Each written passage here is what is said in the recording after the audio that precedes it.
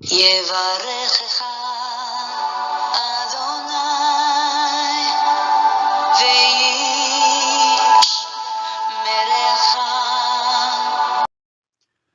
וישמרך. 바레크카 아도나이 베이시메레카. 사랑하는 성도 여러분, 오늘 하루도 전지전능하신 임마누엘의 하나님께서 여러분에게 복을 주시고 여러분을 안전하게 지켜주시기를 축복합니다. 아멘. 할렐루야. 오늘도 어김없이 우리 코에 생명의 호흡을 불어넣어 주셔서 오늘 하루를 살게 하시는 우리 하나님 여호와를 송축합니다. 우리의 구원자이신 예수 그리스도 그 생명의 이름을 찬양합니다. 오늘도 우리 안에서 열심으로 일하시며 아름다운 예수 그리스도의 형상으로 우리를 점점점 다듬어 가실 성령님의 그 놀라운 은혜와 은총을 찬양합니다. 1189 성경 장별강의 217번째 시간입니다. 오늘은 사사기 6장 말씀을 함께 공부하도록 하겠습니다. 오늘 제목의 말씀은 미디안 족속의 압제와 사사 기드온이라는 제목입니다. 우리에게 너무나 잘 알려져 있는 하나님의 사람 기드온에 대한 이야기가 오늘 나타납니다. 우리 그 5장에서요, 이 가나안 왕 야빈의 군대를 물리치고 하나님 앞에 영광을 돌렸던 여사사 드보라와 바락의 어떤 찬송, 승리의 찬송, 승리의 노래를 우리가 공부하였습니다. 이제 그 이후에 안정을 되찾고 그렇게 지내던 이스라엘 백성이 또다시 그들의 그 습성을 버리지 못하고 하나님 앞에 죄를 범하며 반역하고 범죄하여 그렇게 이 하나님의 또 징계를 당하는 일이 벌어졌습니다. 이제 하나님이 이번에 반역한 그들을 이 미디안 족속들을 들어서 그들을 징계하였습니다. 이 미디안 족속의 침공으로 말미암아 이들이 어려움을 당하고 고통을 당하는 일이 벌어진 것입니다. 그때에 또 하나님 앞에 용서를 구하며 부르짖자 이제 하나님이 또 구원의 손길을 내미시는데요. 바로 사사 기드온을 통하여 그들을 자기 백성을 건지시는 역사를 행하신 것입니다. 자, 오늘 이제 이 미디안의 압제와 또 이들 가운데서 하나님의 백성을 구원해낸 사사 기드온의 이야기를 통하여 우리 하나님은 어떤 분이시며 또 우리에게 주시는 교훈이 무엇인지 그 영적인 원리가 무엇인지를 살펴보는 시간을 가지도록 하겠습니다.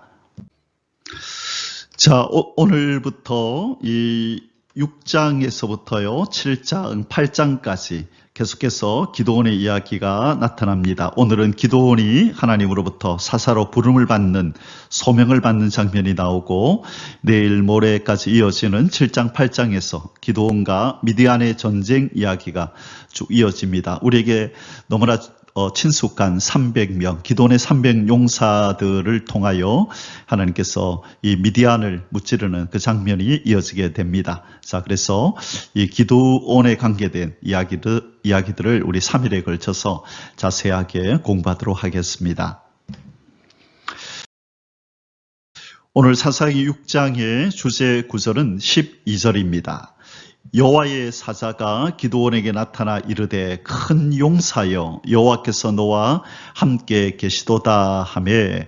자, 처음에 성경에 등장하는 기드온은 이렇게 여호와의 사자가 부르는 것처럼 큰 용사가 아니었죠. 아주 소심하고 이 겁이 많고 그렇게 용사라 불릴 만한 어떤 자질이 그에게 보이지 아니합니다. 그런데도 불구하고 여호와의 사자가 나타나서 기드온을 큰 용사여라고 부르는 데는 바로 그 다음에 이유가 있죠. 여호와께서 너와 함께 계시도다. 너 자체는, 지금의 너 자신은 큰 용사가 아니지만 여호와께서 너와 함께 하실 것이기 때문에 바로 큰 용사이신 여호와께서 너와 함께하여 너로 크게 역사하도록 힘을 더하실 것이기 때문에 너는 큰 용사다, 그 말씀이죠.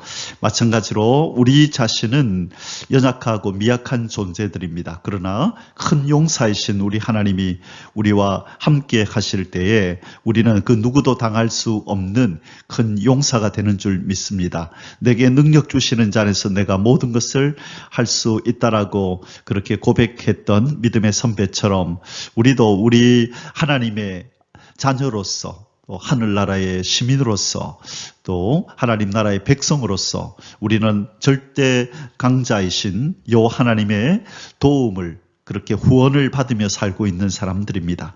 그러므로 이 세상의 그 무엇 앞에서도 두려워 떨거나 염려하지 말고 큰 용사의 기계를 가지고 그것들과 맞서야 될 줄 믿습니다. 여호와 하나님께서 우리와 함께 하십니다. 그러므로 우리는 큰 용사입니다. 아멘. 할렐루야. 자, 사사기 6장의 소주제들은 아래와 같습니다. 1절로부터 40절까지 꽤 긴 구절들이 나오는데요. 자, 첫 번째 소주제는 미디안 족속의 이스라엘 압제 및 이스라엘의 불순종에 대한 여호와의 책망. 자, 이제 또 편안한 삶이 주어지자 하나님 앞에서 범죄하며 악을 행하는 이스라엘 백성들 앞에 하나님의 미디안 족속이라는 이 채찍을 드셔서 이들을 압제하십니다. 이스라엘의 불순종에 대한 여호와의 책망, 그러면서 하나님께서 불순종하는 이스라엘 백성에 대하여 책망하는, 무엇을 잘못했는지 이제 책망하는 그 내용을 오늘 제일 첫 번째 소주제에서 살펴보겠습니다. 1절에서 10절까지고요. 두 번째 소주제는 미디안의 압제로부터 이스라엘을 구원할 기드온의 소명. 자, 이들의 회개소리, 부르짖음을 들으시고 기드온을 부르시는 장면이 11절에서 24절에 나타나고요. 세 번째로 기드온의 우상 타파와 번제 시행 및 성읍 사람들의 반응. 하나님께서는 사사로 부른 기드온에게 그 마을에 우상을 다 타파해 버리고 번제를 드리도록 하십니다. 자, 특별히 이 기드온에게 우상들을 다 없애라는 이 명령을 내릴 때에 참 기드온이 그것을 순종하기가 쉽지 않았을 텐데 기드온은 기꺼이 하나님 말씀에 순종합니다. 그 기드온이 우상을 타파하는 그 일에 대하여 성읍 사람들의 반응이 나타나는데요. 참 여기에서 우리가 유심히 살펴봐야 될 내용이 나옵니다. 이 성읍 사람들의 반응이 참으로 기가 찬 것이죠. 자, 그 부분을 우리가 자세히 살펴볼 것입니다. 네 번째로 세 번째는 25절에서 32절까지고요.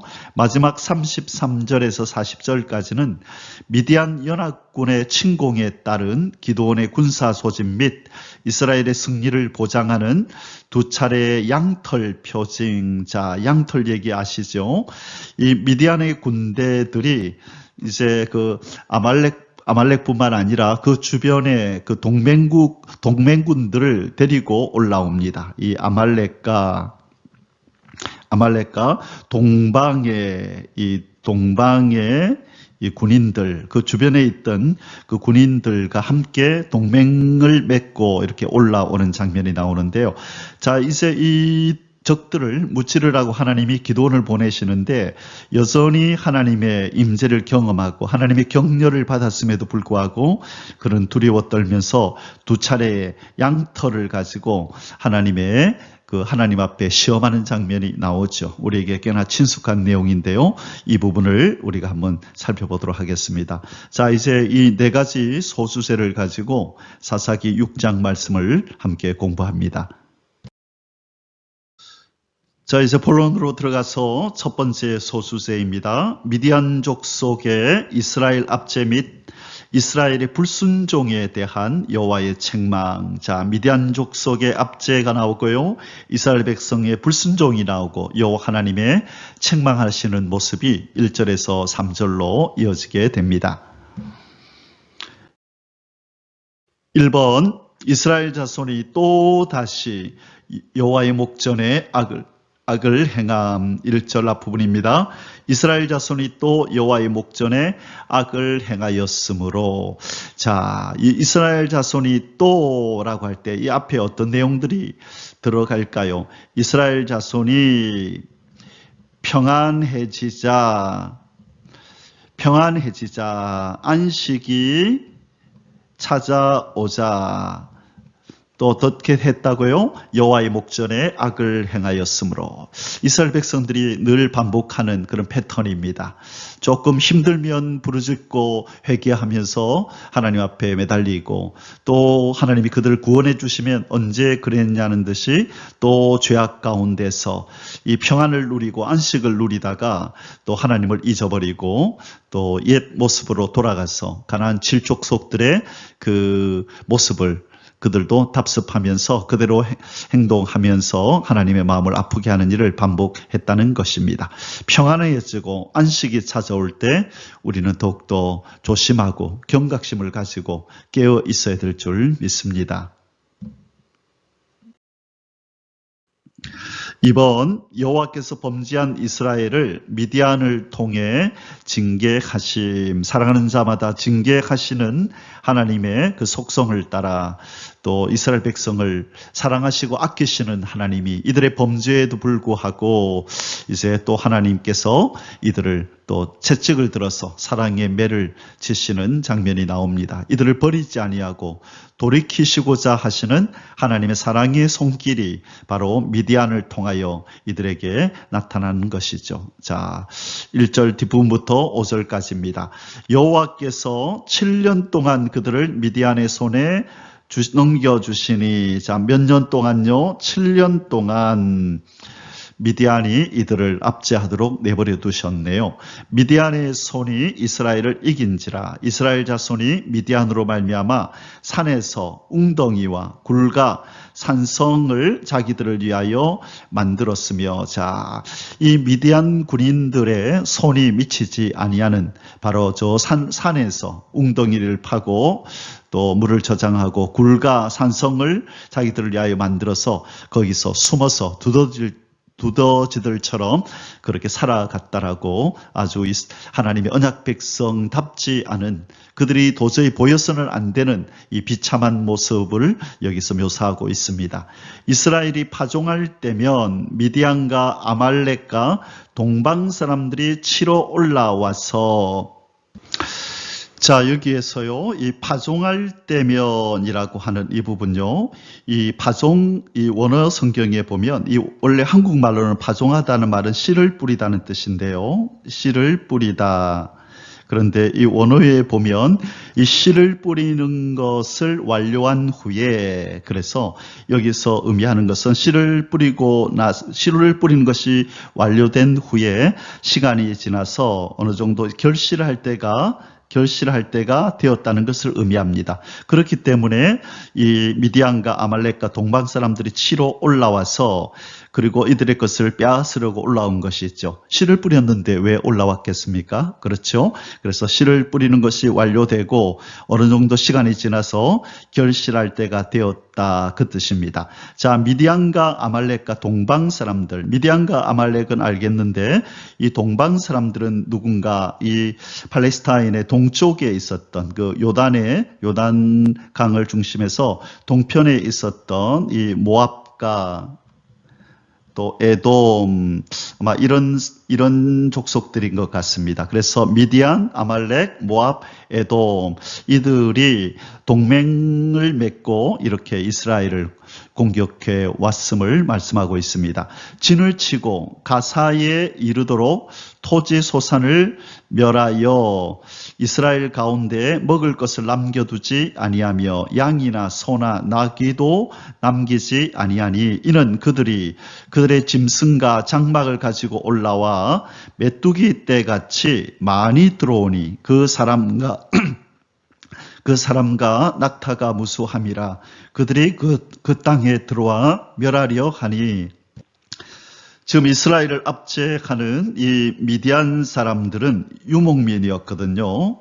이동하면서 이렇게 목초지를 찾아서 이렇게 유랑했던 유목민이었기 때문에요. 이들이 머물 수 있도록 그들이 지금 데리고 다니는 이 짐승과 또 머물 수 있는 장막들을 가져와서 한동안 어느 기간 동안을 여기에 머물렀음을 말씀하는데, 그들이 메뚜기 떼같이 많이 들어오니 아주 수가 많았음을 지금 말씀하고 있는 것입니다. 그래서 이 많은 무리들에 의해서 이 이스라엘이 압제를 징계를 당하도록 몇 년 동안요? 7년 동안 당하도록 하나님이 징계의 채찍을 드신 것입니다. 자, 여기 보니까요, 이 굴이 있고요, 이렇게 사람이 살았음직한 이런 흔적들이 있습니다. 그래서 이 국립공원 엥게디에 보존되어 있는 이 동굴인데요, 기원전 8세기에서 7세기부터 사람이 거주하는 흔적이 발견되었다고 합니다. 그래서 아마 이러한 동굴들이 조금 전에 본문에서 나왔던 이 이스라엘 사람이 미디안 사람들을 두려워하여서 산에서 이렇게 웅덩이를 파고 상가 굴에서 이렇게 거주하였다라고 하는 것을 뒷받침하는 그런 고고학 자료가 되는 것입니다. 자, 누가 올라왔다 그랬죠? 1차적으로 미디안과 그리고 아말렉 족속은 바로 이 요단강의 서편에 이렇게 자리했던 족속입니다. 자, 그 다음에 동방 사람들이 왔다 그랬죠? 바로 요단강의 동편에 있었던 바로 이 암몬과 모압. 그래서 이 동맹군들이 이스라엘을 이렇게 쳐들어와서 압제한 그런 기사를 지금 우리가 읽고 있는 것입니다. 7년 동안 그렇게 압제했다고 말씀하고 있습니다. 자, 세 번째로 이스라엘이 미디안의 압제로 인해 극도로 궁핍해지자 여호와께 부르짖음 6절입니다. 이스라엘이 미디안으로 말미암아 궁핍함이 심한지라 이에 이스라엘 자손이 여호와께 부르짖었더라. 자, 이들은 왜 궁핍함을 경험하고 있나요? 다 약탈당한 것이죠. 이들이 파송을 하고 이제 결실할 때쯤에 이들이 공격해 와서 이들이 거두어야 할 모든 소산물들을 다 탈취해 가버렸기 때문에 이들은 궁핍함을 경험할 수밖에 없었던 것입니다. 자, 이에 이스라엘 자손이 여호와께 부르짖고 있는 것입니다. 4번, 여호와께서 선지자를 보내사 압제의 원인이 된 이스라엘의 불순종을 책망하심. 자, 이들이 이 궁핍함으로 인하여 하나님 앞에 부르짖고 있을 때에 하나님이 선지자를 보내셔서 왜 너희들이 이 지경에 이르렀는지 아느냐라고 그들의 궁핍함의 원인을, 이들이 압제당함의 원인을 지금 설명하고 있습니다. 그것은 바로 다름 아닌 너희들의 불순종이다라고 책망하고 있는 장면입니다. 7절에서 10절입니다.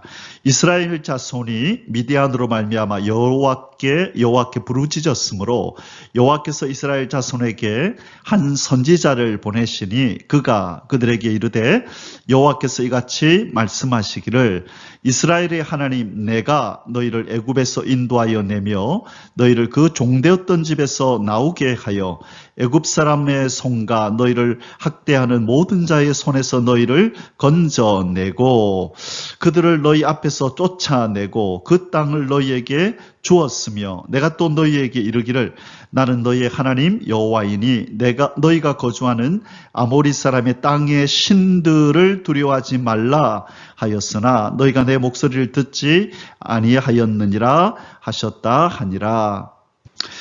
자, 하나님께서 선지자를 보내서 지금 이스라엘 백성들의 과거에 하나님이 어떻게 하셨는지, 그들이 어떻게 이 애굽의 종살이에서 노예와 그렇게 종의 신분으로 있을 때 건져내셨는지부터 시작해서 그리고 광야를 지나면서 적들을 무찌르시고 이 가나안의 7족속들을 그렇게 쫓아내시고 그 땅에 어떻게 심었는지, 그리고 하나님이 이런 구원의 하나님이 그들을 향하여 명령하신 것이 무엇인지를 언급하는데 왜 너희들이 이 고통을 당하느냐 하면 그 이유를 분명하게 말씀하죠. 10절에서 뭐라고 말씀하죠? 나는 너희 하나님 여호와이니 너희가 거주하는 아모리 사람의 땅에 신들을 두려워하지 말라 하였으나 너희가 내 목소리를 듣지 아니하였느니라. 불순종하였느니라. 어떤 말에 그 땅에 가나안 서편 땅의 신들을 두려워하지 말라 하였으나, 자, 여기서 신들을 두려워한다. 이 두려워한다는 말은요, 이 원어에 보면 로티레우라는 이런 표현을 씁니다. 티레우. 자, 로는 절대 뭐뭐 해서는 안 된다는 뜻이고요. 이 티레우는 이 야레라는 동사에서 파생된 건데요. 이 야레가 원형인데요. 이 야레는 두려워하다라는 의미도 있지만요. 경외하다라는 의미를 또한 가지고 있습니다. 이 야레는요. 두려워하다, 경외하다, 특별히 그 대상이 신일 때는 바로 경외하다라고 번역이 되어집니다. 그래서 바로 여기에 아모리 사람의 땅의 신들을 두려워하지 말라. 그래서 어떻게 또 번역이 된다고요? 아모리 땅들의 신을 경외하지 말라. 다시 말해 섬기지 말라, 숭배하지 말라, 그 말이죠. 그렇게 했음에도 불구하고 너희들이 불순종했다. 이 말은 바로 이들이 이 가나안의 신들을 섬겼다. 곧 우상 숭배했다. 이것이 바로 너희들이 압제를 당하는 원인이다. 그렇게 말씀하고 있는 것입니다. 마찬가지로 오늘날 하나님의 백성들이 어려움을 당하는 그 근본 원인은 여러 가지가 있을 수 있겠지만 오늘 이 본문을 통해서 하나님께서 우리에게 하시고 싶은 말씀은 너희들의 그 탐심, 곧 우상 숭배가 너희들이 어려움을 당하고 고통을 당하는 그 큰 원인 중에 하나일 것이다. 너희들의 삶 속에 어려움이 찾아오고 궁핍이 찾아오고 힘듦이 찾아오거든 혹시 하나님보다 더 사랑하고 탐하는 탐심이, 영적인 우상 숭배가 너희들 속에 있지 않는지 먼저 점검하고 체크해 보라고 우리에게 말씀하고 계신 것입니다. 자, 이제 두 번째 소주제를 공부하겠습니다. 이번 미디안의 압제로부터 이스라엘을 구원할 기드온의 소명. 이제 기드온이 하나님으로부터 부름을 받는 장면이 나타납니다. 11절에서 24절입니다. 1번 여호와의 사자가 기드온에게 나타나심. 11절에서 12절. 여호와의 사자가 아비에셀 사람 요아스에게 속한 오브라에 이르러 상수리 나무 아래에 앉으니라. 마침 요아스의 아들 기드온이 미디안 사람에게 알리지 아니하려 하여 밀을 포도주 틀에서 다작하더니 여호와의 사자가 기드온에게 나타나 이르되 큰 용사여 여호와께서 너와 함께 계시도다 하매. 자, 지금 아주 겁많은 기드온 한 사람이 등장을 합니다. 누구나 그랬겠지만 이 미디안 사람, 약탈해 가는 미디안 사람이 눈을 피해서 이 몰래 숨어서 밀을 지금 타작하고 있는 이 기드온의 모습이 나타납니다. 아주 소심하고 겁 많고 그렇게 용사로서의 기백이라고는 찾아볼 수 없는 그런 평범한 이스라엘의 한 청년을 찾아와서 여호와의 사자가 큰 용사여라고 지금 부르고 있습니다. 우리가 주제 9절에서 살펴봤던 것처럼요. 힘없고 평범한 그런 사람이었지만 어떻게 그가 큰 용사로 부름받을 수 있느냐, 불릴 수 있느냐.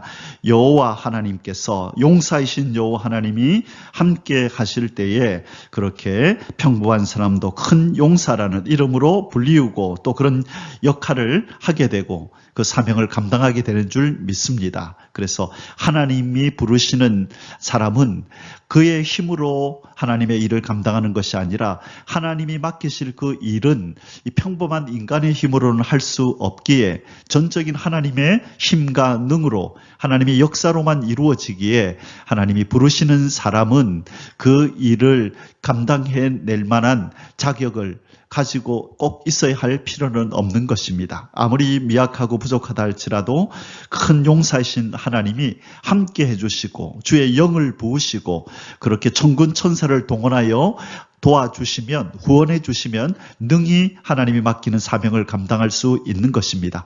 그러므로 하나님이 부르실 때 내가 하나님이 시키시는 그 일을 할 수 있느냐 없느냐를 따져서 할 수 없다라고 그렇게 거부해서는 안 되는 것입니다. 미약하고 부족하지만 하나님이 함께 하시면 제가 감당할 수 있겠습니다라고 하는 주의 뜻이 제게 이루어지이다라고 그렇게 고백했던 그 예수님의 어머니 마리아처럼 나는 부족하지만 하나님이 함께 해주시고 하나님이 도와주시면 할 수 있겠습니다라고 하는 그런 겸손한 마음을 우리가 소유하고 있어야 될 줄 믿습니다. 자, 이 이스라엘 사람이 이 밀을 타작하는 어떤 장면을 이렇게 사진으로 찍어 놓은 것입니다. 예, 포도즙을 짜는 틀 안에서 밀을 그렇게 타작하는 그런 장면이죠. 바로 여기가 포도즙을 짜는 틀인데요. 여기에서 이렇게 밀을 그렇게 주소하는 타작하는 그런 장면이 오늘 본문에 등장했습니다. 이번 기드온이 여호와의 사자를 향해 항변함. 자, 여호와의 사자가 나타나서 그를 큰 용사여 여호와께서 너와 함께 하신다 하니 이제 기드온이 할 말이 있겠죠. 기드온이 그에게 대답하되 오 나의 주여 여호와께서 우리와 함께 계시면 어찌하여 이 모든 일이 우리에게 일어났나이까. 무슨 말이죠?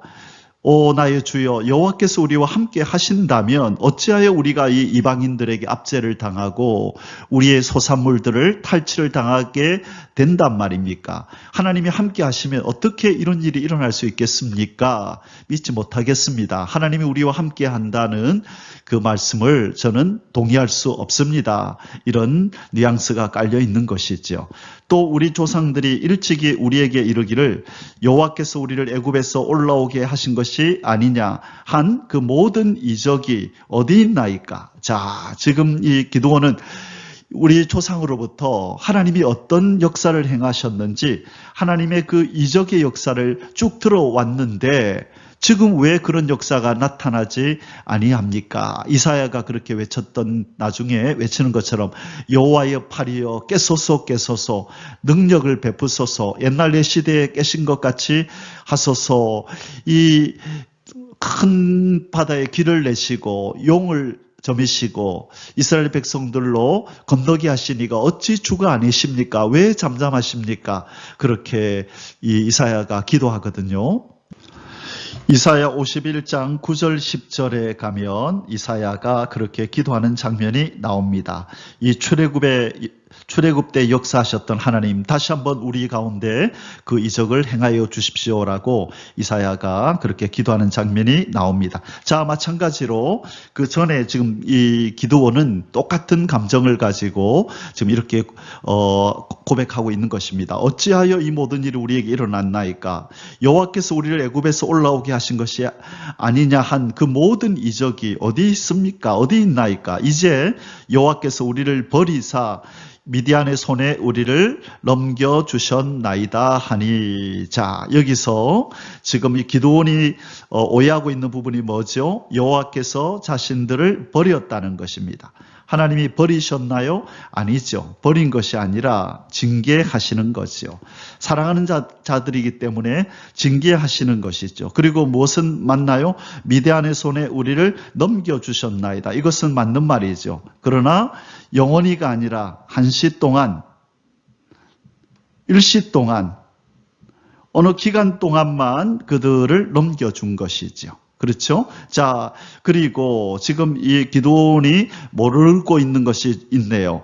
이 원인을 모르잖아요. 원인. 왜 그들이 이런 고통을 당하고 있는지 그 원인을 모르고 있네요. 이것이 이스라엘 백성들의 큰 문제 중에 문제인 것입니다. 왜 이들이 고통을 당하는지 그 원인을 알아야 되는데 이 우상을 섬겼던 우상 숭배의 이 죄가 얼마나 하나님 앞에 큰 죄인지 그들은 알지 못하고 있었던 것입니다. 그래서 오늘 그 이스라엘 백성들을 대표해서 그들의 상태가 어떠했는지를 기드온의 이 고백을 통하여 알 수 있는 것입니다. 자, 기드온 이 이스라엘 백성 중에 한 사람이었던 이 청년은 자, 어떤 것은 모르고 있고 어떤 것은 어렴풋이 알고 있고 어떤 것은 전혀 모르고, 그렇죠? 어떤 것은 알고 있고, 이런 모습을 우리는 보게 됩니다. 자, 중요한 것은 바로 얼마나 이들이 타락한 지금 삶 속에 들어갔는지, 자기들이 왜 이런 고통을 당하는지조차도 모를 영적 어두움을 지금 그들은 경험하고 있는 것입니다. 3번, 기드온을 향한 사사직 수여에 즈음한 여호와와 기드온의 대화. 자, 이 말을 들은 이제 여호와께서 이 기드온을 사사로 부르십니다. 그래서 여호와 하나님과 기드온이 이 사사직 수여에 즈음한 이제 대화를 서로 나누는 장면이 나옵니다. 14절에서 16절입니다. 자, 14절입니다. 여호와께서 그를 향하여 이르시되 너는 가서 이 너의 힘으로 이스라엘을 미디안의 손에서 구원하라. 내가 너를 보낸 것이 아니냐 하시니라. 자, 사랑하는 성도 여러분, 갑자기 조금 전까지 누구와 누가 대화를 하고 있었죠? 여호와의 사자와 기드온이 대화를 하고 있었잖아요. 갑자기 이 여호와의 사자는 온데간데 없어지고 갑자기 여호와께서 등장을 하십니다. 여호와의 사자는 그러면 위로 올라가고 여호와 하나님이 나타나셔서 말씀하는 걸까요? 신학자들은 그렇게 보지 않습니다. 지금 조금 전에 이 기드온과 말하고 있던 여호와의 사자가 바로 여호와 하나님이었다는 것이죠. 여호와의 사자의 모습으로 이 땅에 내려오신 여호와 하나님 자신, 곧 성육신 이전에 성자 하나님의 모습, 성자 하나님이었다는 것입니다. 자, 그래서 이런 경우가 구약에 종종 나타나지요. 그래서 그 아브라함을 찾아왔던 세 천사 중에 한 분이 바로 여호와 하나님이셨고, 그렇죠? 그분은 성육신 하시기 이전에 성자 하나님이 인간의 몸으로 그런 형상을 가지고 내려왔다는 거죠. 인간의 몸은 아니고 인간의 형상을 가지고 내려온 것이고, 또 다니엘의 세 친구가 풀무불 속에 들어갔을 때 또 한 분이 내려와서 함께 거닐잖아요. 그도 바로 성육신 하시기 전에 성자 하나님의 모습이다. 신학자들은 그렇게 얘기를 합니다. 자, 그렇게 아시고 지금 여호와와 기드온의 대화를 들으시면, 우리 읽으면 더욱더 이해가 깊어질 것입니다. 자, 그러나 기드온이 그에게 이르되, 하나님 뭐라 그러셨어요? 미디안의 손에서 구원하라 그랬죠. 내가 너를 보낸 것이 아니냐. 내가 너를 보낸다. 가서 구원하라. 그러나 지금 기드온은 내가라고 말씀하시는 이 여호와 하나님이 어떤 분인지 여호와 하나님에 대한 지식이 아직 많이 없습니다. 그래서 내가 너를 보낸 것이 아니냐라고 말할 때 별로 감흥이 없는 것입니다. 자, 기드온의 대답에서 나타나죠. 그러나 기드온이 그에게 대답하되, 오 주여, 내가 무엇으로 이스라엘을 구원하리이까? 보소서, 나의 집은 므낫세 중에 극히 약하고. 자, 기드온은 어느 지파 사람? 므낫세 지파 사람이다. 나는 내 아버지 집에서 가장 작은 자니이다 하니, 여호와께서 그에게 이르시되, 내가 반드시 너와 함께 하리니 네가 미디안 사람 치기를 한 사람 치듯 하리라 하시니라. 자, 기드온은 지금 아주 겸손하게 자기 자신에 대해서 지금 말하고 있는 것입니다. 자, 이렇게 하나님이 부르시는 이 사명을 거부하려고 하는 이 기드온에게 하나님이 한결같이 하시는 말씀이 뭐죠? 내가 너를 보낸 것이 아니냐. 자, 그리고 또 뭐라고 그러세요? 내가 반드시 너와 함께 하리니. 자, 이것이 바로 기드온이 가지는 최고의 무기이죠. 최고의 무기, 강력한 무기는 바로 임마누엘이죠. 하나님이 함께 해주시는 이것이 바로 최고의 무기가 된다는 것을 기드온은, 아직 하나님을 깊이 모르는 기드온은 잘 알지 못하고 있는 것입니다. 그래서 하나님이 마지막에 네가 미디안 사람 치기를 한 사람 치듯 하리라. 아무리 그들의 무리가 많고 동맹군으로 그들이 합세하여 연합군으로 너희들을 공격해왔지만 한 사람 치듯 하리라. 왜? 내가 반드시 너와 함께 할 것이기 때문이다 라고 지금 이렇게 이 기드온에게 사명을 줍니다. 그러나 금방 믿음이라는 것이 한순간에 그렇게 나타나는 것이 아니고 커지는 것이 아니죠. 우리가 잘 아는 것처럼 기드온이 이제 미디안 군대 앞에 서기까지 또 과정이 남았습니다. 하나님 앞에 증표를 보여달라고 또 묻고 또 묻고, 또 그래도 기드온이 아직까지 확신이 없을까봐 또 군사들을 적진에 보내서 이 적군들이 하는 꿈 얘기를 할 때 그 꿈 이야기를 듣게 만드시고, 몇 가지로 바로 이 기드온에게 확신을 심어주시는 하나님의 그 섬세한 세밀한, 또 아주 이 기드온을 그 약함을 아시고 긍휼히 여기는 마음으로 이 기드온을 세워주고자 하시는 하나님의 열심이 나타나게 됩니다. 4번, 기드온이 여호와께 표징을 요구함. 17절에서 18절입니다. 자, 기드온이 그에게 대답하되, 자, 누구에게 대답하되? 여호와 하나님 앞에 대답하되, 만일 내가 주께 은혜를 얻었사오면 나와 말씀하신 이가 주 되시는 표징을 내게 보이소서. 자, 이 표징은 첫 번째 표징이다, 그죠? 첫 번째 표징을 보이소서. 내가 예물을 가지고 다시 주께로 와서 그것을 주 앞에 드리기까지 이곳을 떠나지 마시기를 원하나이다 하니, 그가 이르되 내가 너 돌아올 때까지 머무르리라 하니라. 자, 지금 기드온은 나에게 말씀하시는 하나님이 정말 우리 조상들의 하나님이라면 내가 예물을 가져와서 이 제사를 드릴 때까지 여기에 머물러 계십시오. 만약 그렇게 하신다면 나에게 말씀하시는 분이 우리의 조상의 하나님 여호와인 줄 제가 믿겠습니다라는 마음이 담겨 있는 거죠. 자, 그때 여호와 하나님이 뭐라고 말씀하셨어요? 내가 너 돌아올 때까지 머무르리라 하니라. 자, 이제 기드온이 빨리 가서 예물을 가지고 오겠죠. 우리 다음 장면을 보겠습니다. 5번, 여호와의 사자가 기드온이 준비한 예물로 표징을 보이시며 연락하심. 자, 또 갑자기 칭호가 여호와의 사자로 또 등장했다, 그죠? 여호와라 처음에 여호와의 사자라 그랬다가 그 다음에 여호와로 또 표시했다가 지금 또 여호와의 사자로 그렇게 기록하고 있습니다. 자, 첫 번째 표징이 무엇인가 한번 살펴보겠습니다. 이 기드온이 가지고 와서 바위 위에 올려놓은 이 예물을 이 바위에서 불이 나와서 그것을 태워버리시는 그런 표징을 보여주신 것입니다. 19절에서 21절, 기드온이 가서 염소 새끼 하나를 준비하고 가루 한 예바로 무교병을 만들고 고기를 소쿠리에 담고 국을 양푼에 담아 상수리 나무 아래에 그에게로 가져다가 드리매, 하나님의 사자가 그에게 이르되 고기와 무교병을 가져다가 이 바위 위에 놓고 국을 부으라 하니 기드온이 그대로 하니라.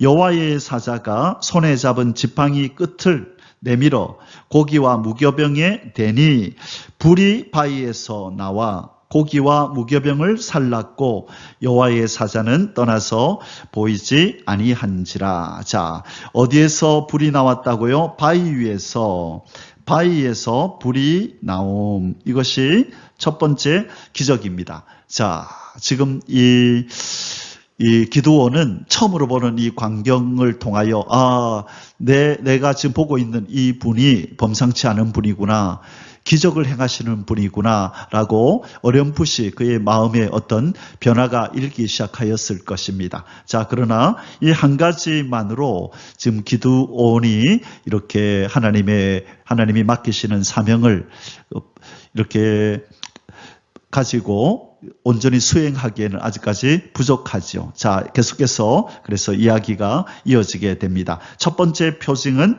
바위에서 불이 나와 이 기드온이 드린 예물을 태웠다라는 것 기억하시기 바랍니다. 6번, 기드온이 여호와를 위해 단을 쌓음. 22절에서 24절. 자, 이 기적을 경험한 이 기드온이 이제 뭔가 한 행동을 하네요. 기드온이 그가 여호와의 사자인 줄을 알고 이르되 슬프도소이다 주 여호와여 내가 여호와의 사자를 대면하여 보았나이다 하니 여호와께서 그에게 이르시되 자 여전히 계시죠. 또 그 칭호가 여호와로도 바뀌었습니다. 너는 안심하라 두려워하지 말라 죽지 아니하리라 하시니라. 자, 왜 지금 기드온이 슬프도소이다 왜 슬퍼합니까? 이제 자기는 죽을 것이라고 생각하는 거죠. 죽음을 지금 생각하고 있는 것입니다. 왜냐하면 이스라엘 백성들은 하나님을 직접 배우면 그들은 죽는다라고 늘 그렇게 믿어왔기 때문이죠. 이 시내산에서 하나님께서 이스라엘 백성들에게 율법을 주실 때 모세와 또 장로들과 이스라엘 백성들 가운데 쭉 대화를 우리가 읽어 공부했기 때문에 알죠. 하나님이 그들을 직접 보면 죽을까봐 그들이 두려워했고 그 가운데 선지자를 세워달라고 그렇게 기도했던 장면이 나오잖아요. 바로 이 기드온은 그 사실을 잘 알고 있었던 것입니다. 그래서 하나님이 뭐라고 말씀하세요? 너는 안심하라 두려워하지 말라 죽지 아니하리라 라고 위로하고 계신 것입니다. 기드온이 여호와를 위하여 거기서 제단을 쌓고 그것을 여호와 샬롬이라 하였더라. 샬롬은 평강이죠. 평강. 여호와 샬롬이라는 말이 여기서 나오는 것입니다. 그것이 오늘까지 아비에셀 사람에게 속한 오브라에 있더라. 자, 여호와 샬롬이라고 하는 제단을 쌓았습니다. 하나님을 보아도 나는 죽지 아니한다. 나는 평안했다. 안전했다. 바로 이곳에서 그런 일이 일어났다라고 지금 단을 쌓고 그렇게 지금 그 하나님과의 만남을 기념하고 있는 것입니다. 자, 사랑하는 성도 여러분, 오늘 지금 기드온과 여호와 하나님과의 만남이 이루어지고 있는 이 장소가 지금 어디라 그랬죠? 이 오브라라는 곳이었습니다. 오브라가 여기 있는데요. 이 오브라는 어느 지파에 속한 그 지역입니까? 아까 기드온의 말에서도 우리가 알 수 있었지만 이 므낫세 지파. 그래서 므낫세는 요단강을 중심해서 동쪽으로 므낫세 반지파가 있었다. 그죠? 므낫세 2분의 1 지파. 그리고 서쪽에 2분의 1 지파가 있었는데 지금 이 오브라는 이 요단강을 중심해서 서편에 있는 므낫세 반지파에 속한 땅이 바로 오브라입니다. 바로 갈릴리 바다에서 그 밑으로 이쪽에 있습니다. 그 옆에가 갈멜산이 있고요. 자, 바로 여기가 오브라입니다. 예, 또 다른 지도를 한번 볼까요? 여기가 갈릴리 바다고 여기에 요단강이 흘러내리고 바로 오브라는 여기 있고 갈멜산이 여기에 있습니다. 자, 계속해서 또 보겠습니다. 예, 이곳이 지금 그 현대의 오브라의 모습입니다. 예, 그 오브라에 남아있는 이 고고학 자료들이 이렇게 있습니다. 이 어떤 이런 흔적들이 있는데요. 뭔가 이 제단이 있고 그래서 이게 기드온이 이것을 세운 건지 아닌지는 모르지만 이 유적들을 파보니까 이런 잔재들이 나와 있는 것입니다. 이것이 바로 오브라에서 발견된 그 어떤 그런 고고학 자료들입니다. 자, 세 번째 이제 소주제를 공부하겠습니다. 기드온의 우상 타파와 번제 시행 및 성읍 사람들의 반응. 자, 지금 기드온이 그 포도즙 틀에서 밀을 추수하고 있을 때 여호와께서 또 여호와의 사자라고 표현되기도 했죠. 사자께서 나타나셔서 그를 큰 용사라고 불러주셨습니다. 자, 그러자 당신이 정말로 여호와의 사자이거든 내가 다시 올 때까지 기다려달라고 그랬고요. 그래서 기드온이 가서 예물들을 가져와서 바위 위에 올렸습니다. 그러자 이 여호와께서 그 바위에서 불이 나와서 그것들을 태워버렸죠. 자, 그 기적을 경험하고 나서 기드온이 제단을 쌓고 여호와 샬롬이라는 이름을 붙였습니다. 자, 그렇죠? 자, 그리고 나서 이제 어떤 일이 계속 이어지는가 하는 부분을 이제 세 번째 소주제에서 살펴보게 됩니다. 25절에서 32절까지입니다. 자, 먼저 참고로 그 이방 사람들이 섬겼던 그 신들의 모습을 잠시 보고 넘어가겠습니다. 자, 가나안 사람들이 섬겼던 바알의 모습이 이렇고요. 그 다음에 아스다롯이 이런 어떤 형태를 가지고 있고요. 그 다음에 블레셋 사람들이 섬겼던 신 다곤, 또 아람의 신 하다드, 그 다음에 암몬, 모압 사람들이 섬겼던 몰렉과 그모스, 또 시돈의 신 에시문. 자, 그래서 우리에게 좀 친숙한 것이 바알과 아스다롯, 암몬과 몰렉과 그모스. 자, 이런 신들. 그 다음에 나중에 이 왕정 시대에 가면 이 다곤, 블레셋 신 다곤이 이제 등장을 하죠. 자, 참고하시기 바랍니다. 1번, 기도원을 향한 여호와의 우상 파괴와 번제 시행 명령. 자, 여호와께서 이제 이 기드온에게 이 바위에서 불이 나오는 기적을 통하여 한번 하나님의 능력을 보이신 이후에 기드온에게 한 가지 명령을 내립니다. 그것이 뭐냐면 그 마을에 있는 우상을 다 파괴해버리라는 그 명령입니다. 25절에서 26절입니다. 그날 밤에 여호와께서 기드온에게 이르시되 내 아버지에게 있는 수소 곧 7년 된 둘째 수소를 끌어오고 내 아버지에게 있는 바알의 제단을 헐며 그 곁에 아세라상을 찍고, 자, 바알 제단을 헐고 아세라상을 찍고 또 이 산성 꼭대기에 내 하나님 여호와를 위하여 규례대로 한 제단을 쌓고 그 둘째 수소를 잡아 네가 찍은 아세라 나무로 번제를 드릴지니라. 자, 몇 가지를 지금 명하셨죠? 먼저 7년 된 아버지의 수소를 취하라. 자, 취하라. 첫 번째 명령이다. 그죠? 그 다음에 두 번째, 뭐와 뭐를 찍으라? 바알과 아세라상을 찍어라. 이건 누구의 집에 있다고요? 아버지에게 있는. 그러니 지금 기드온의 아버지는 바알과 아세라를 섬기는 우상 숭배자였던 것입니다. 그것을 찍어버리랍니다. 그리고 뭘 하라 그랬죠? 세 번째로 이 산성 꼭대기에다가 산 꼭대기에 하나님을 위해서 제단을 쌓아라. 그리고 7년 된 그 송아지를 가지고 이 제단에서 이 하나님 앞에 번제를 드리라고 말씀합니다. 자, 쉽게 말하면 이거다, 그죠? 자, 너희 아버지가 섬기는 바알과 아세라를 찍어버리고 아버지 집에 있는 이 7년 된 수소를 가지고 와서 저 산성 꼭대기에 제단을 하나 쌓은 다음에 거기에다가 번제를 드려라. 그래서 우상을 다 타파해버리고 바로 나에게 번제를 드려라 라고 그렇게 명령하신 것입니다. 자, 이제 기드온이 하나님의 이 첫 번째 명령에 순종을 할지 안 할지 아마 하나님께서 지금 기드온을 이렇게 시험하시는 것 같아요. 먼저 하나님이 어떤 분인지 잠시 이렇게 바위에서 불을 내심으로 경험시켜주고 이제 기드온에게 하나씩 과정을 밟으시면서 그를 테스트하고 그의 이제 하나님께서 맡기시려고 하는 일을 이제 맡길 수 있을지 아닐지 아마 하나님께서 이런저런 방법으로 그런 테스트하는 모습으로 보여집니다. 자, 계속 어떤 일들이 일어났는지 살펴보겠습니다.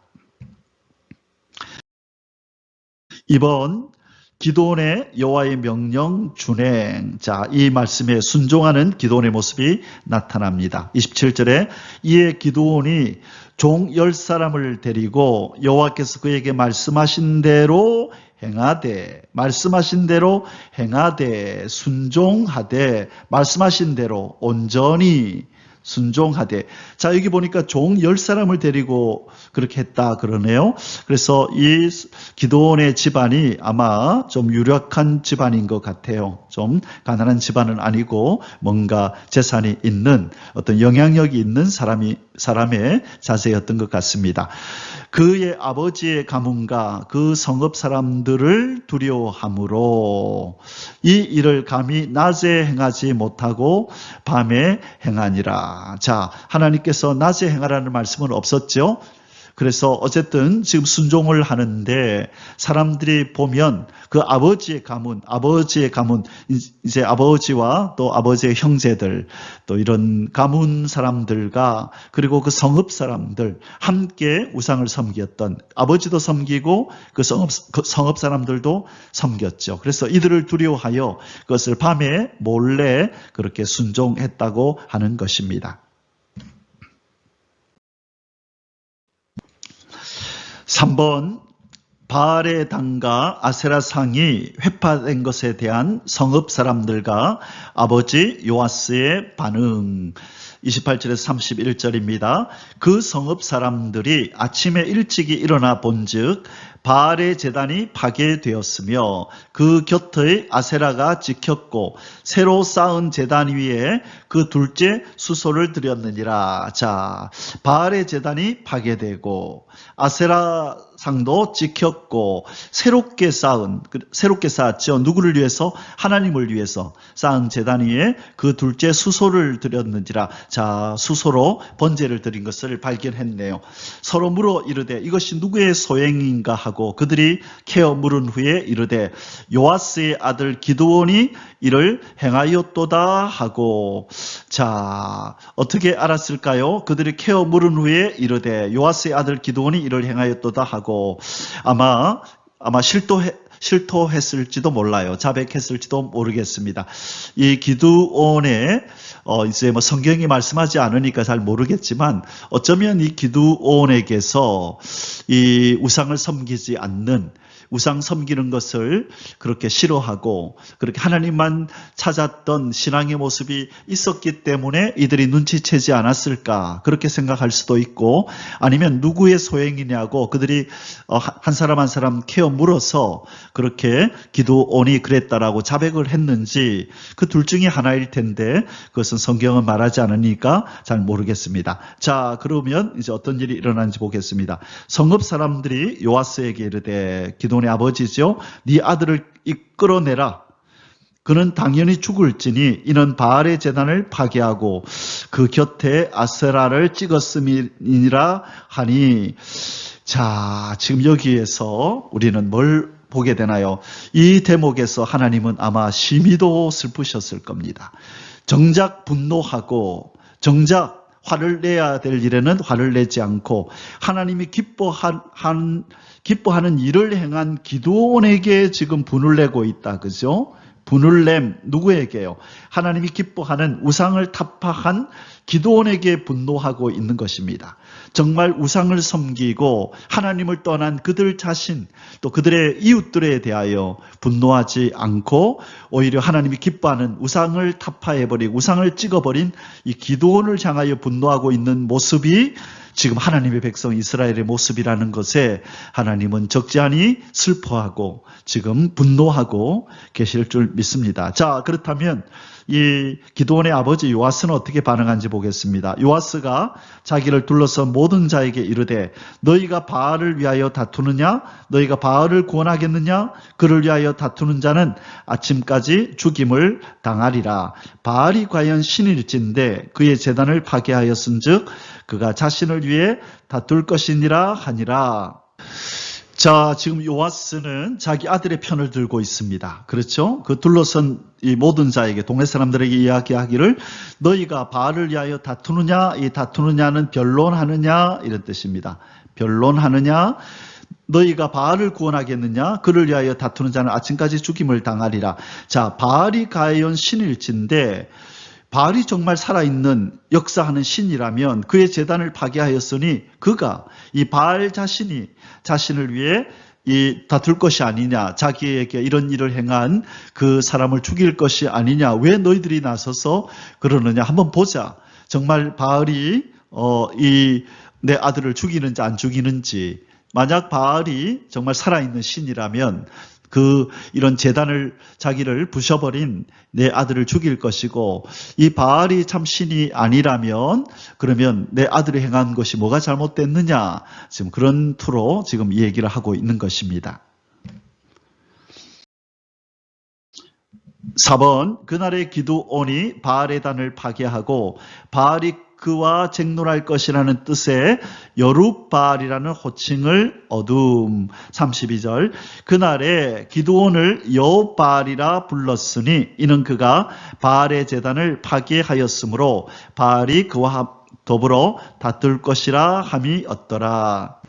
자, 지금 기드온에게 여룻바알이라고 이름을 붙였는데요. 이것은 누가 붙였는지, 그 아버지가 붙였는지 아니면 그 성읍 사람들이 붙였는지는 명확하지 않습니다. 자, 그리고 이 여룻바알이라는 뜻이 무엇이냐면요.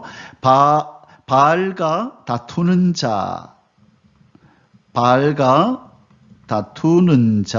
이런 뜻이고요.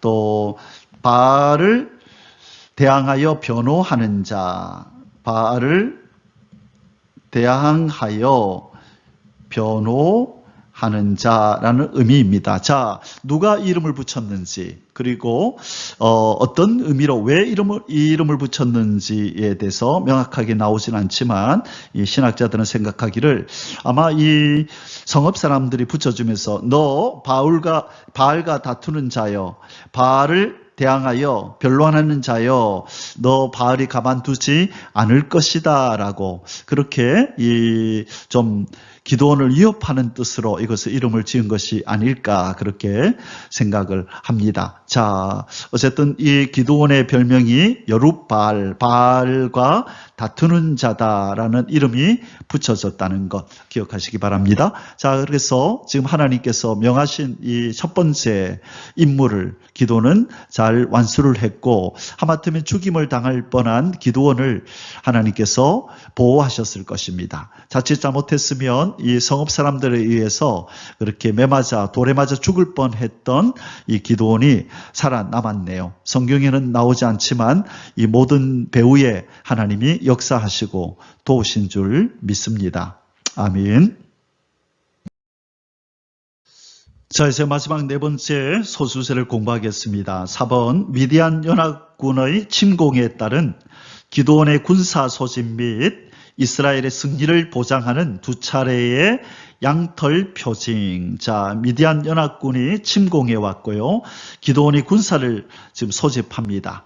그리고 이스라엘의 승리를 보장하는 두 차례의 양털 표징을 보이시는 하나님의 모습이 나타납니다. 33절에서 40절입니다.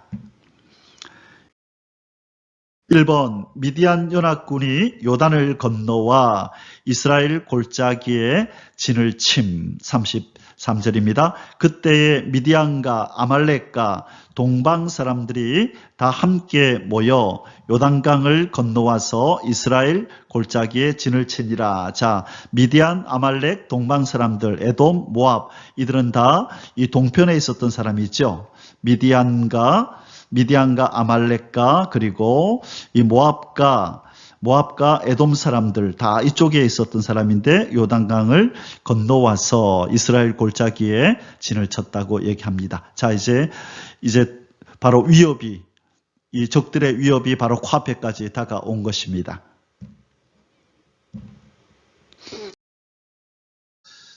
2번, 여호와의 신에 감동한 기드온이 군사를 모집함. 자, 적들의 위협이 이제 코앞에까지 다가오니 하나님께서 기드온을 통하여서 군사들을 이제 모집하십니다. 기드온을 하나님이 세우실 때 여호와의 신을 그에게 감동케 하셔서 그에게 용기를 주시고 하나님이 맡기시는 사명을 감당할 수 있게 하십니다. 34절에서 35절, 여호와의 영이 기드온에게 임하시니 기드온이 나팔을 불매 아비에셀이 그의 뒤를 따라 부름을 받으니라.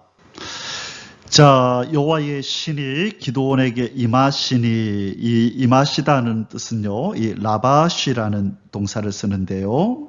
라바쉬, 이것은 이 입다라는 의미를 가지고 있습니다. 입다, 옷을 입듯이 그런 의미를 가지고 있는데요. 이것은 은유적으로 지금 하나님의 신이 이 기드온에게 임하니까 기드온이 옷을 입듯이 여호와의 신을 입었다는 것입니다.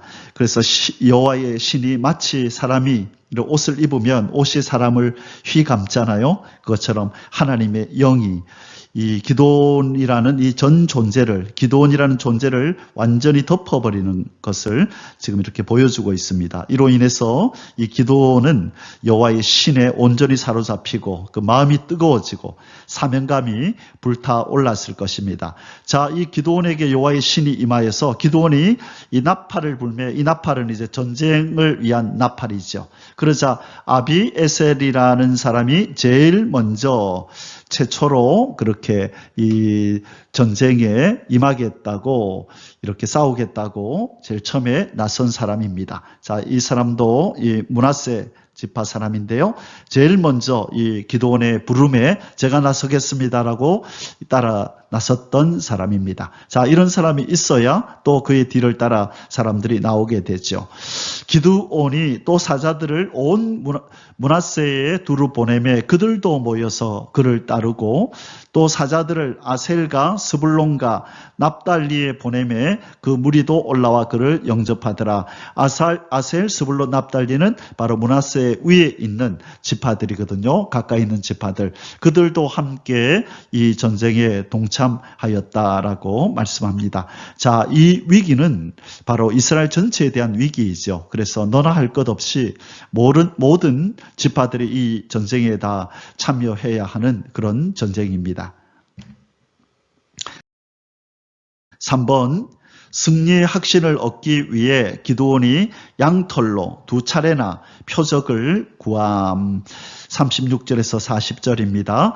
기드온이 하나님께 여쭈되 주께서 이미 말씀하신 같이 내 손으로 이스라엘을 구원하시려거든. 자, 하나님이 몇 번이나 내가 함께 해줄 테니 가서 구원하라 말씀했죠. 바로 기드온은 그것을 언급하는 것입니다. 하나님이 말씀하신 같이 내 손으로 이스라엘을 구원하시려거든 보소서 내가 양털 한 뭉치를 타작마당에 두리니 만일 이슬이 양털에만 있고 주변 땅은 마르면 주께서 이미 말씀하신 같이 내 손으로 이스라엘을 구원하실 줄을 알겠나이다 하였더니 그대로 된지라. 이튿날 기드온이 일찍 일어나서 양털을 가져다가 그 양털에서 이슬을 짜니 물이 그릇에 가득하더라. 자, 첫 번째, 이제 두 번째 표징이다, 그죠? 첫 번째 표징은 바위에서 불이 나오는 표징이었고, 두 번째 표징은 양털을 이렇게 놓아뒀는데 다른 이 땅에는 이슬이 안 내리고 이 양털에만 이슬이 내리게 해 주십시오. 그러면 하나님이 나를 보내서 이스라엘을 구원하는 줄 알겠습니다. 여러분, 이 넓은 땅에 바로 이제 이슬이 내리는데 다른 데는 내리지 않고 이 양털 위에만 이 이슬이 내린다고 하는 것은 이것은 특별한 하나님의 역사가 아니면 일어날 수 없는 일이죠. 자연적으로. 그래서 기도는 바로 이 표징을 통하여 확신을 자기를 통하여 하나님이 이스라엘을 구원한다고 하는 확신을 얻고자 했던 것입니다. 자, 하나님은 그 구하는 표징을 하나님께서 주셨습니다. 그래서 다음 날 가보니까 양털을 가져다가 그 양털에서 이슬을 짜니 물이 그릇에 가득하더라. 다른 데는 말랐는데 양털만 적셔져 있었던 것이죠. 자, 적심, 양털만 적심. 이게 두 번째 표징입니다. 그리고 또 한 번 이제 표징을 구하는데 이번에는 이제 반대로 이제는 표징을 구하게 됩니다. 자, 양털에만 이슬이 있어서 이렇게 그릇을 가득 채우는 모습입니다. 다른 땅은 말라 있었죠. 그죠? 여기는 말라 있음. 자, 이슬이 내리지 않았다는 것입니다. 3번, 승리의 확신을 얻기 위해 기드온이 양털로 2차례나 표적을 구하는데요. 뒷부분입니다. 39절, 기드온이 또 하나님께 여쭈되 주여 내게 노하지 마옵소서. 자, 이 표현은 이 아브라함이 그 소돔 땅에 있던 그렇죠? 소돔을 멸망시키려고 하시는 여호와 앞에서 그렇게 기도할 때에 쓰던 표현이죠. 내가 하나님 기도합니다. 50명, 40명, 30명 쭉 내려오면서 또 기도하고 또 기도할 때 혹시 하나님이 노하실까봐 노하지 말라고 그렇게 부탁하던 그런 표현이었습니다. 내가 이번만 말하리이다. 구하옵나니 내게 이번만 양털로 시험하게 하소서. 원하건대 양털만 마르고 그 주변 땅에는 다 이슬이 있게 하옵소서 하였더니, 자, 이번에는 뭐죠? 자, 땅이 있다면 양털이 이렇게 있는데, 이번에는 땅에만 이슬이 있고, 이 양털은 이슬이 안 내리게 해 주십시오. 땅에 이슬이 있게 해 주십시오. 이렇게 이것이 세 번째 표징이었습니다. 이렇게 구하니 그 밤에 하나님이 그대로 행하시니 곧 양털만 마르고 그 주변 땅에는 이슬이 있었더라. 자, 하나님께서 바로 세 번째 표징을 보여주셨습니다. 자, 이제 오늘 사사기 6장의 결론을 내리도록 하겠습니다. 기드온이 쌓은 제단 여호와 샬롬. 여호와 하나님의 말씀 안에서 우리는 평강을 누릴 수가 있습니다. 오늘 본문 23절과 24절입니다. 여호와께서 그에게 이르시되 너는 안심하라. 두려워하지 말라. 죽지 아니하리라 하시니라. 기드온이 여호와를 위하여 거기서 제단을 쌓고 그것을 여호와 샬롬이라 하였더라. 그것이 오늘까지 아비에셀 사람에게 속한 오브라에 있더라. 여호와 하나님이 안심하라, 두려워하지 말라, 죽지 아니하리라 하면 바로 평강이 임하는 것입니다. 여러분, 이 평강은 인간의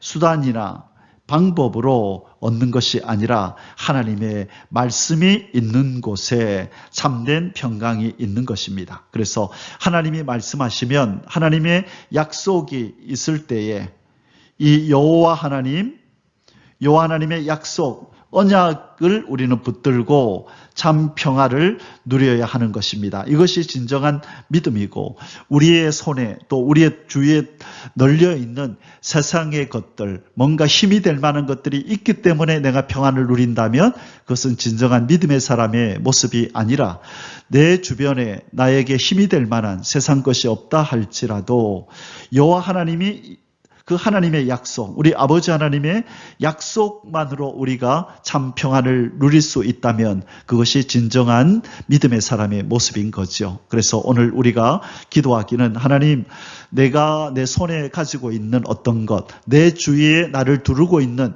세상의 어떤 것 때문에 평안을 누리는 자가 아니라 약속의 하나님, 여호와 하나님의 약속이 있고 언약이 있기 때문에 바로 이 샬롬, 여호와 샬롬의 단을 쌓을 수 있는 그런 믿음의 사람이 되게 해주십시오. 말씀을 신뢰하는, 말씀을 믿고 의지하는 참 믿음의 사람이 되게 해주십시오. 그렇게 기도하시고 그렇게 이루어지는 역사가 저와 여러분에게 강하게 나타나시기를 주님의 이름으로 축복합니다. 아멘. 할렐루야. יברכך